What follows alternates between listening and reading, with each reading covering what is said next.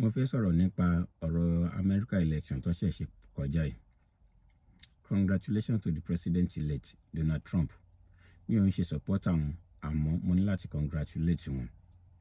Mo mọ̀ pé àwọn èèyàn ti kọ́ ẹ̀kọ́ kan sí méjì nípa ọ̀rọ̀ election yìí.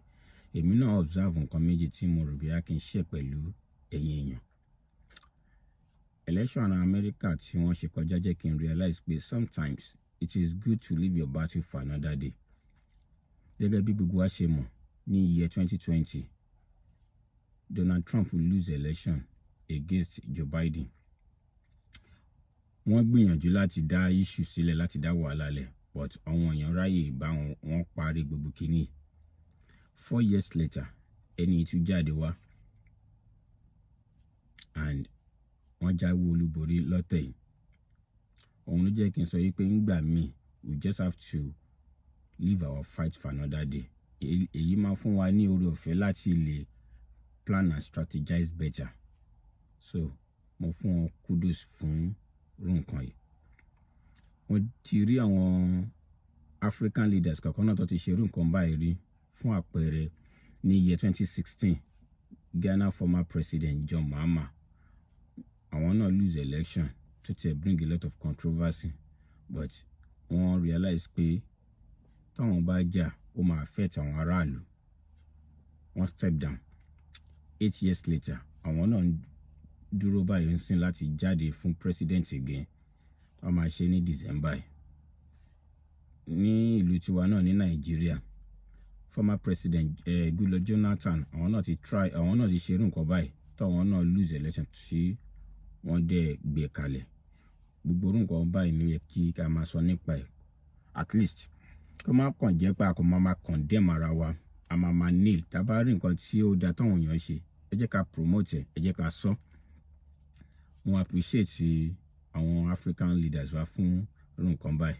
Irú nǹkan báyìí la fẹ́ kó máa ṣe fún wa. Ìyẹn ni point àkọ́kọ́ tí mo observe. Ohun ẹlẹ́ẹ̀kejì ni wípé nígbà tí wọ́n declare Trump as winner, mo rò bóyá President America Kamala Harris bí ó máa argue àbí kíní ó máa protest, nítorí tí wọ́n bá ń sọ àwọn èèyàn tó fẹ́ kí obìnrin jẹ́ president àwọn lágbàlẹ̀ ayé yìí, America jẹ́ ẹni àkọ́kọ́ ń bẹ̀, torí àwọn ló máa ń sọ̀rọ̀ gender issue. So láti ọdún tí America dẹ̀ ti ń jẹ́ America, obìnrin ò jẹ́ president wọn rí. Èyí tí ó wà ní ọ̀rọ̀ ọ̀fẹ́ láti jẹ́ pé àwọn ló wà, obìnrin ló wà lórí president tó tún wá ń fight fún pé bí a kóhun ṣe wá wọlé ti tòun gangan. Mo rò yí pé ìgbà tó wá sọ pé kò wọlé, rò bí ó máa fa issue. And to my surprise, ààrí protest, ààrí pé kí wọ́n sọ anything as such. Ìyẹn jẹ́ ká rí bó ṣe mature as a nation. So kí ló jẹ́ kí n máa lo eléyìí ni pé mo fẹ́ fi rọ àwọn politicians wa láfíríkà àti àwa individual tá máa ń gbé kíní ọ̀rọ̀ gender thing sórí. Àwọn politicians wa láfíríkà, tí election bá dé báyìí bíi pé ogun ni. Èyí gan tó jẹ́ pé láàrin ọkùnrin sọ́kùnrin ni o, bíi pé ogun ni. Tí election bá dé, bàbá ṣe ń sọ̀rọ̀ tribe, la máa sọ̀rọ̀ ethnic, la máa sọ̀rọ̀ religion, all sort of. Tó bá fi in the next oṣù kan, kíní yóò ní kúrò ńlẹ̀ ló bá ṣe ń gbéra wọn lọ court. So tí a bá lè máa ní issue láàrin ọkùnrin sí ọkùnrin, how much more tó bá jẹ́ obìnrin sí obìnrin sọ́kùnrin. Ẹ rí pé wàhálà yẹn máa pọ̀ díẹ̀, nítorí àti grow láti understand pé èèyàn tí obìnrin bá ṣẹ̀mí, èèyàn ni, ó yẹ ká máa ríra wa gẹ́gẹ́ bí èèyàn. Tọkùnrin bá ṣẹ̀yàn, kéèyàn rí ọkùnrin gẹ́gẹ́ bí ọkùnrin, kéèyàn rí gẹ́gẹ́ bí èèyàn.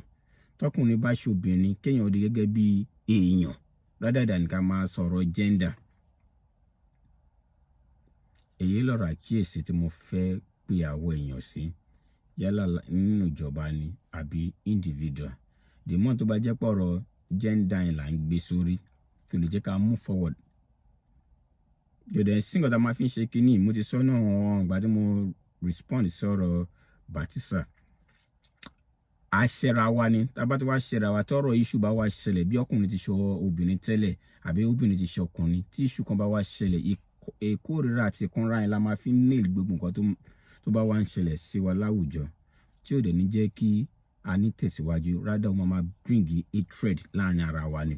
Ohun tó jẹ́ kí n máa sọ èyí ni wípé a ti rí àwọn election kankan àní lọ́jọ́ iwájú irú àwọn election báyìí máa ṣẹlẹ̀ ọkùnrin sì máa dúró tóbìnrin máa dúró. A ti rí àwọn kankan tó ṣẹlẹ̀ ní Lagos State fún bí àwọn bíi chairmanship àwọn position kéékèèké yẹn tó jẹ́ pé tó bá jẹ́ ọkùnrin àti obìnrin ló dúró èyí tó yẹ kí a gbà pé ẹni tó bá lose kó lose ẹni tó win kó win. Ó ti lọ gba connection obìnrin ni ó ti lọ bá àwọn kan ṣe meeting ẹ ṣáà mọ̀ ọkùnrin ni ọ̀rọ̀ bí ọ̀n tra láti ridicule wa gbogbo nǹkan báyìí ló máa ń jẹyọ. So a ní láti tètè sọ ọ̀rọ̀ yìí síwájú in case tí nǹkan báyìí bá máa ṣẹlẹ̀ kó má máa jẹ́ nǹkan tó ṣe máa treat. A ní láti move forward a ní láti máa padà sẹ́yìn all the time. Tí kíní yìí bá ṣẹlẹ̀ most of the time láńgọ̀ àwọn obìnrin wọ́n máa ń sábà sọ pé kò lè ṣẹlẹ̀ ní western world ọkùnrin ridicule wọn pé kò lè ṣẹlẹ̀ ní western world. Òun ló jẹ́ kí n lo ọ̀rọ̀ American kìíní as a reference. Western world tá a máa often refer sí pé kò lè ṣẹlẹ̀ òun ni wọ́n ní election yìí tó jẹ́ pé àwọn gan wọ́n nídìí ẹ̀ mọ́ àwọn obìnrin wọ́n nídìí ẹ̀ mọ́ wọn dẹ̀ wọlé kò dẹ̀ sí wàhálà wọ́n move on. Àwọn ọkùnrin náà tí nǹkan bá ti ṣẹlẹ̀ bí obìnrin defeat wa fún nǹkan kan a máa sọ yìí pé ó ti lọ bá ọkùnrin àwọn tó wà ní big power ó ti lọ bá wọn sùn àbọ̀ àwọn yẹn lọ influence. Ṣé àwọn American sìn àwọn obìnrin wọn yẹn tí wọn kìíní àwọn ò ní àwọn big man ní power kó tó di pé wọ́n lose nsìn tí wọ́n dẹ̀ gbà ká mú. So ẹ má jẹ́ ká máa ṣe kìíní ẹni obìnrin lè defeat ọkùnrin fún nǹkan kan ọkùnrin lè defeat obìnrin fún nǹkan kan ẹ jẹ́ ká ríra wa ṣèyàn. Ọ̀rọ̀ ìfẹ́ ni máa ń preach gbogbo nǹkan tó jẹ́ ká setback lélẹ̀ gbogbo kìíní wọ́n gbé wá sí wa láàárín láti lè fi disorganize wa ni and kò sí solution ju pé kí àwa fún ara wa ká realize ẹ̀ ká dẹ̀ máa fight towards it. Ẹ jọ̀ọ́ èyí lọ́rùn àkíyèsí tí mo ní kí n pè wá sí Ọlọ́run wà pẹ̀lú wa ẹ ṣé.